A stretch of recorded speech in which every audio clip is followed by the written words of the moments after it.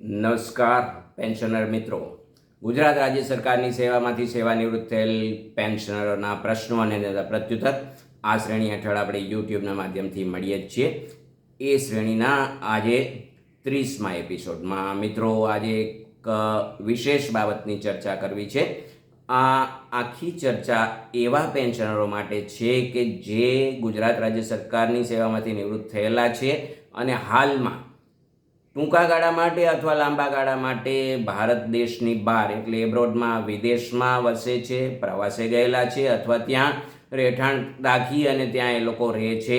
એવા પેન્શનરો પોતાની વાર્ષિક હયાતીની ખરાઈ કરવા માટે શું કાર્યપદ્ધતિ અપનાવી શકે એ માટેની ચર્ચા કરવી છે. મિત્રો, તો સૌથી પહેલી વાત, આપ સૌ જાણો છો તે મુજબ હાલમાં ગુજરાત રાજ્ય સરકાર શ્રી દ્વારા નિયત કરાયેલ વાર્ષિક હયાતી ખરાઈ માટેના 3 માસ એટલે કે મે, જૂન અને જુલાઈ, આ 3 માસ નક્કી કરવામાં આવેલા છે.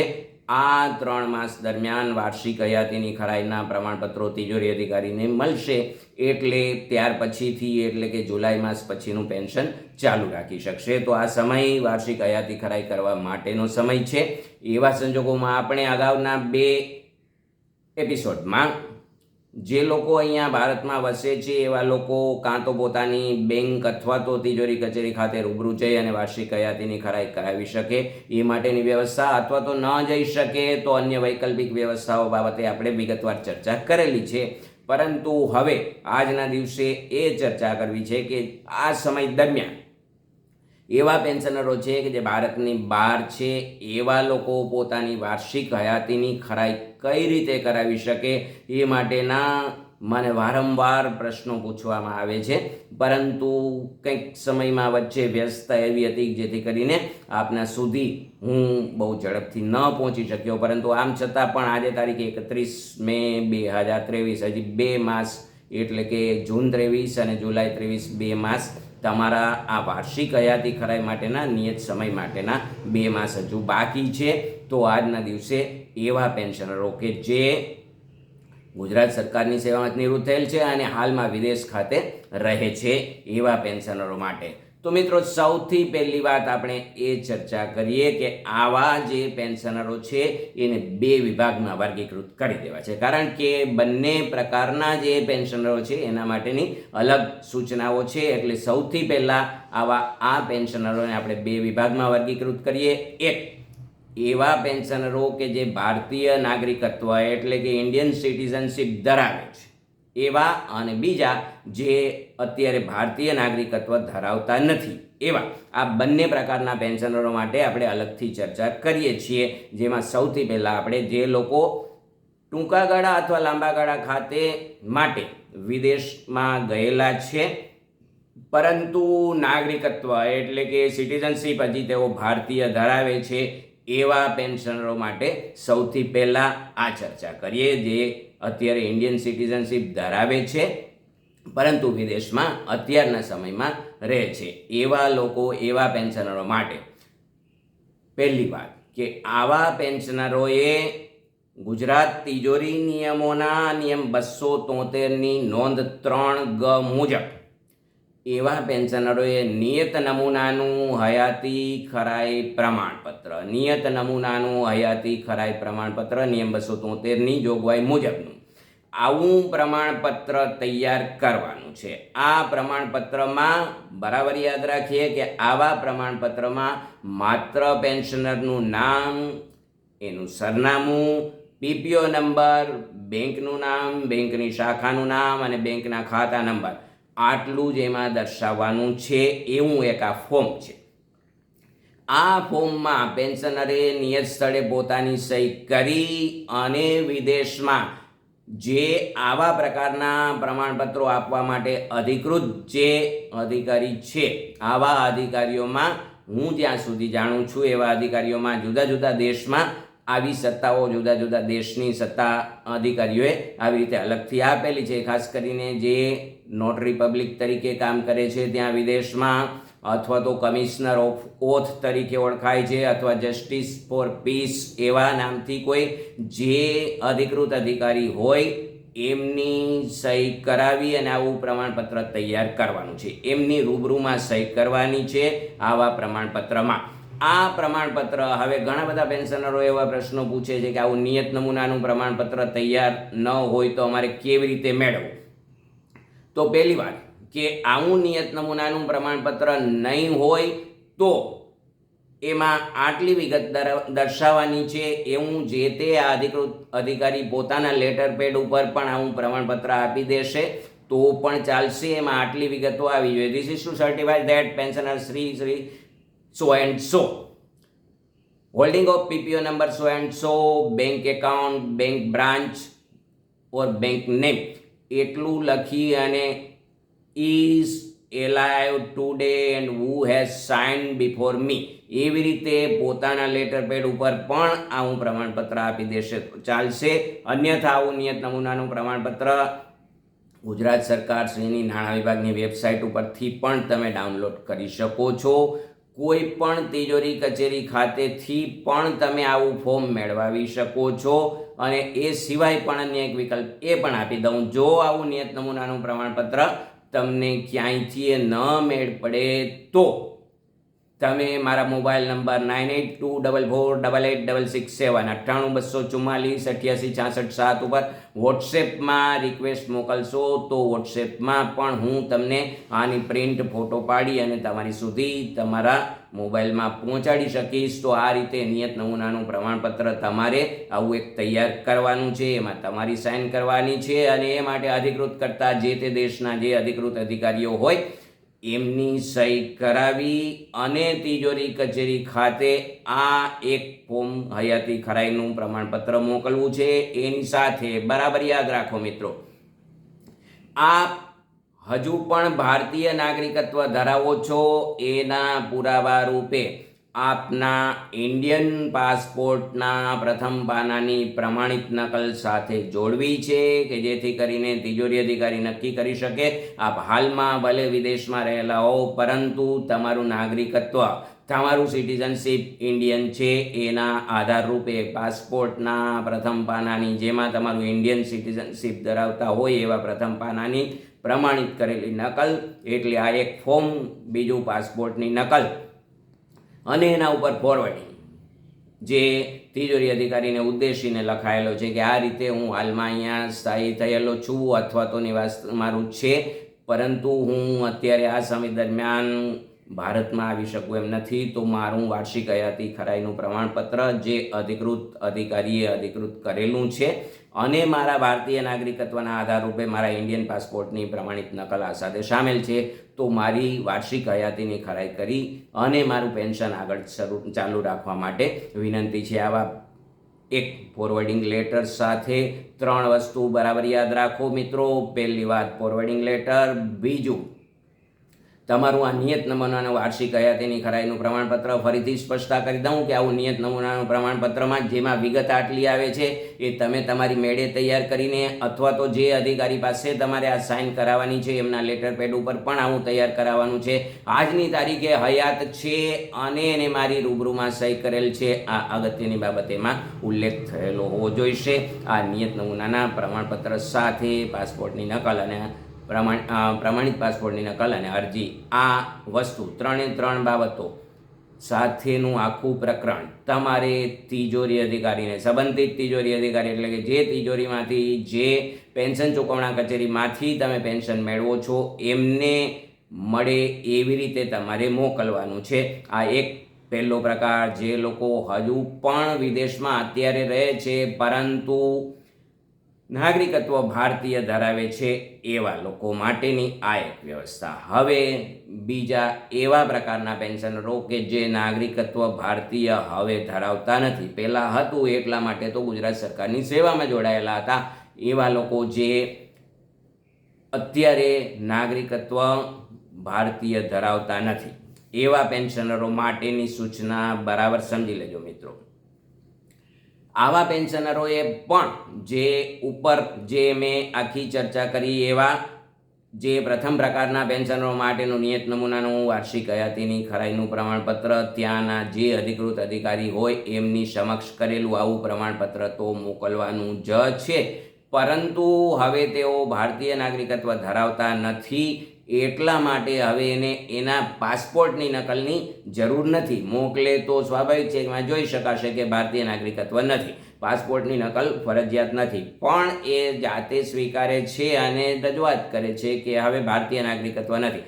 એવા લોકો માટે ખાસ બરાબર સમજી લેજો, ગુજરાત સરકાર શ્રીના નાણાં વિભાગના તારીખ 21/8/1988ના ઠરાવથી બહુ સ્પષ્ટ પ્રમાણે જોગવાઈ કરવામાં આવેલી છે કે આવા લોકો કે જે ભારતીય નાગરિકત્વ ધરાવતા નથી એવા પેન્શનરોએ પોતાના પેન્શન માટેની રકમ પોતાના સામાન્ય પ્રકારના બચત ખાતામાં એટલે નોર્મલ સેવિંગ એકાઉન્ટમાં હવે તિજોરી અધિકારી એમનું પેન્શન જમા નહીં કરાવી શકે.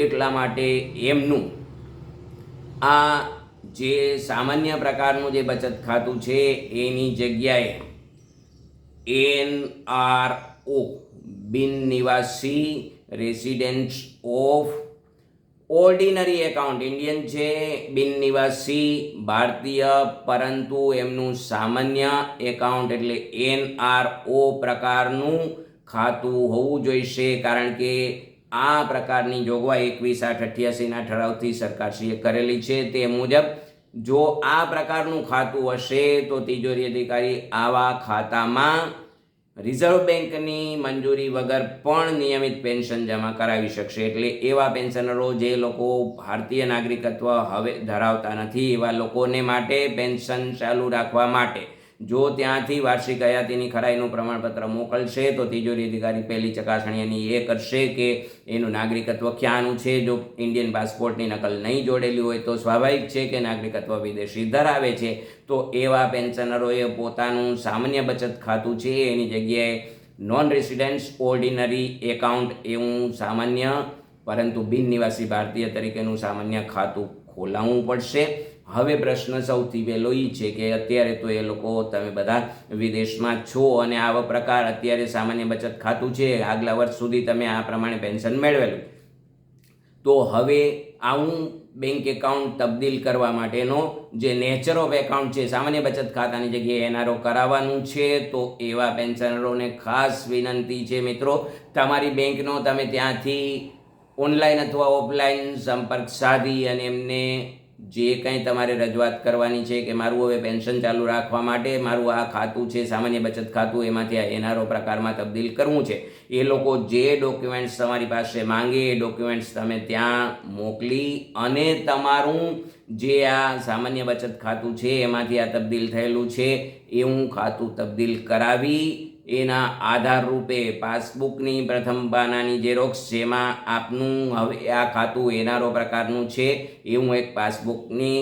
પ્રથમ પાનાની નકલ અને એની સાથે તિજોરીમાંથી પૂરું પાડવામાં આવતું બેંક પરિશિષ્ટનું ફોર્મ, આ બેંક પરિશિષ્ટનું ફોર્મ આપ તિજોરી કચેરી ખાતેથી મેળવી શકો છો પત્ર દ્વારા અથવા તો કોઈ રૂબરૂ કોઈ નો મારફત મેળવી અને એમાં આપની સહી અને બેંક મેનેજરની સહી કરાવી અને આવું એક પરિશિષ્ટ અને પાસબુકના પ્રથમ પાનાની નકલ સાથે તમે તિજોરી અધિકારીને તમારું જે આ વાર્ષિક હયાતીની ખરાઈનું પ્રમાણપત્ર મોકલો છો એની સાથે આ મોકલો કે જેથી કરીને હવે તમારું આ સામાન્ય બચત ખાતાની જગ્યાએ સામાન્ય બિન નિવાસી ભારતીય તરીકેનું ખાતું તબદીલ થયેલું છે એવું તિજોરી અધિકારીને ખાતરી થશે, પછી આપનું પેન્શન આગલા વર્ષનું ચાલુ રાખી શકશે. મિત્રો તો ખાસ આ સૂચના છે જે લોકો અત્યારે ભારતીય નાગરિકત્વ ધરાવતા નથી એવા પેન્શનરો માટેની વાત છે. જે નાગરિકત્વ ધરાવે છે એની ચર્ચા આપણે પૂરી કરેલી છે. આવા લોકોને ઘણા બધા પેન્શનરોને અત્યાર સુધી, કારણ કે ઘણા દર વર્ષે આવી રીતે થતું હોય કે ગયા વર્ષે રૂબરૂમાં અહીંયા હયાતી ખરાઈ કરાવેલી હોય, ત્યાર પછી વિદેશમાં ગયા હોય ત્યાંનું સિટીઝનશીપ એને મળી ગયું હોય, એટલે હવે એમનું સિટીઝનશીપ જો ભારતીય નહીં હોય તો એમને આ NRO પ્રકારનું બેંક એકાઉન્ટ ખોલાવવું છે. બીજો એક પ્રશ્ન વારંવાર મને પૂછવામાં આવે છે કે OCI કાર્ડ હોલ્ડર ધરાવનાર એટલે ઓવરસીઝ સિટીઝન્સ ઓફ ઇન્ડિયા એવા લોકો માટે પણ જે આ બિન નિવાસી ભારતીયનું NRO એકાઉન્ટ જરૂરી છે. OCI કાર્ડ છે એનો અર્થ એવો નથી કે તેઓ ભારતીય નાગરિકત્વ ધરાવે છે. OCI કાર્ડ હોલ્ડરો એ પણ NRO પ્રકારનું ખાતું ખોલાવવાનું છે. જો આપ બેંકનો સંપર્ક ન સાધી શકો અને બેંક તમારા પ્રયત્નોથી તમારી રજૂઆતથી કદાચ આવું ખાતું નહીં બદલી દે તો તમે જ્યારે પણ અહીંયા આવો ત્યારે તમારું ખાતું તમારું સામાન્ય બચત ખાતામાંથી આવું એનઆરઓ પ્રકારનું ખાતું તબદીલ કરાવી અને તિજોરી અધિકારીને આ અંગેની જાણ કરી અને પછી જ તમારું આગામી માસનું એટલે કે ઓગસ્ટ માસથી પેન્શન શરૂ થઈ શકશે.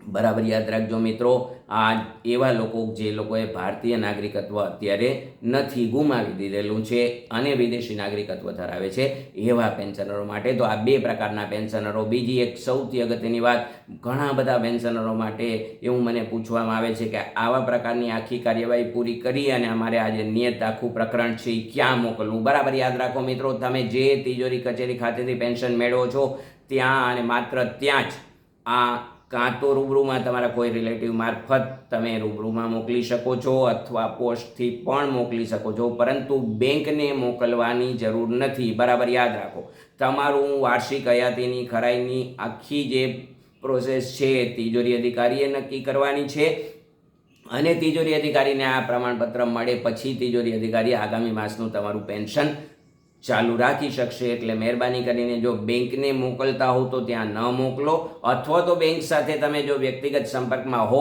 અને બેંકને તમે એવું કહી શકો કે ભાઈ નિયત સમય મારું આ જે પ્રમાણપત્ર ત્યાં મોકલી આપો, એમાં બેંક મેનેજરનો કોઈ રોલ નથી. બરાબર યાદ રાખજો, તો તિજોરી કચેરીને મોકલો, રૂબરૂમાં તમારા કોઈ રિલેટિવ મારફત અથવા તો પોસ્ટથી મોકલો. આ સૌથી અગત્યની વાત. બીજી અગત્યની વાત કે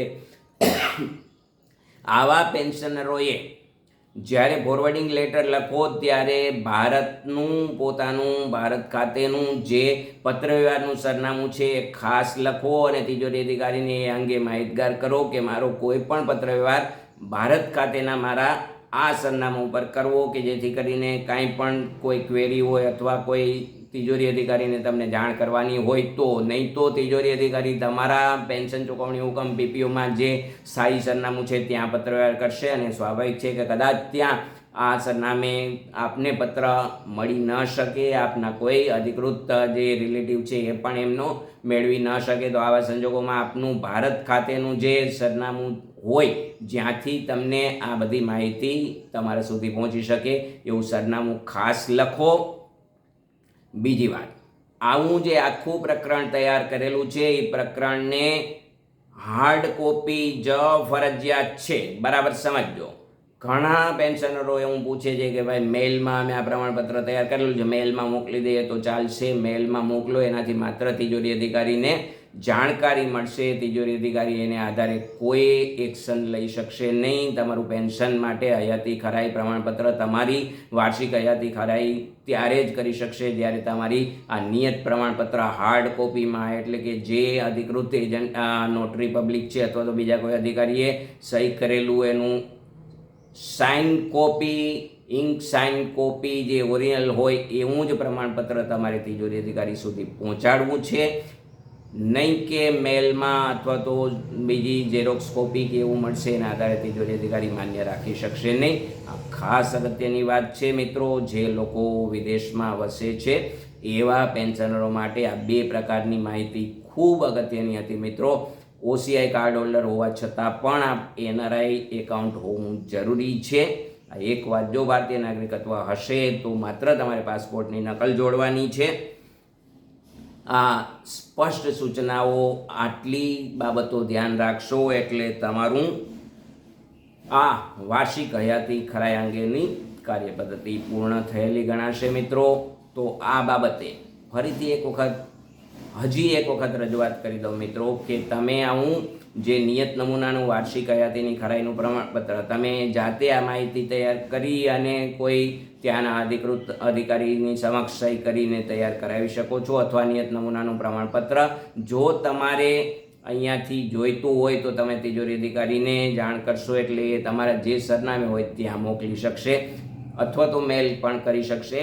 એ સિવાય પણ મેં હજી પણ સૂચના આપેલી છે કે મારા મોબાઈલ નંબર ઉપર આપ જો વિનંતી મોકલશો તો હું પણ તમને વોટ્સએપ પર એમનો ફોટો પાડી અને આ નિયત નમૂનાનું પ્રમાણપત્ર મોકલી આપીશ મિત્રો.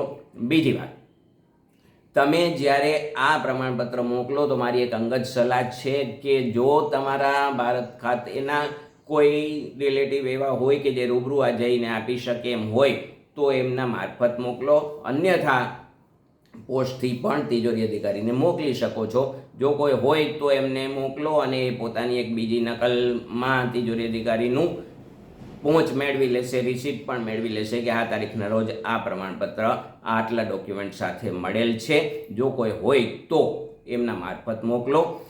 સાથે સાથે એક બીજી પણ વિનંતી એ કરીએ કે જો રાજકોટ ખાતેથી તમે એટલે કે જિલ્લા તિજોરી કચેરી, પેન્શન ચૂકવણા કચેરી રાજકોટથી પેન્શન મેળવતા હોય ને એવા પેન્શનર હોય જે તિજોરી કચેરીમાં પોતાના કોઈ રિલેટિવ મારફત આવું પ્રમાણપત્ર ન મોકલી શકતા હોય તો એ લોકો મારા ઘરના સરનામે પણ મોકલશે તો હું આપના વતી તિજોરી અધિકારીને એ પ્રમાણપત્ર પહોંચાડી આપીશ. મારું સરનામું આપ વોટ્સએપ પર જો રિક્વેસ્ટ કરશો તો હું મારું સરનામું અહીંયાનું ઇન્ડિયન પોસ્ટલ એડ્રેસ તમને મોકલી આપીશ. મિત્રો, તો આટલી ચર્ચા આજના દિવસની હતી કે જે એવા લોકો છે કે જે અત્યારે ભારત ખાતે રહેલ નથી અને એવા લોકોની વાર્ષિક હયાતીની ખરાઈ પ્રમાણિત કરવા માટે જે કાર્યપદ્ધતિ છે એને આપને સરળ શબ્દોમાં રજૂઆત કરેલી છે. ઘણા બધા પેન્શનરો બીજી એક રજૂઆત કરે છે કે હવે તો આ જીવન પ્રમાણની સાઇટ ઉપરથી ઓનલાઈન હયાતી ખરાઈ પણ થઈ શકે છે. મિત્રો, તો આ બાબતે એટલી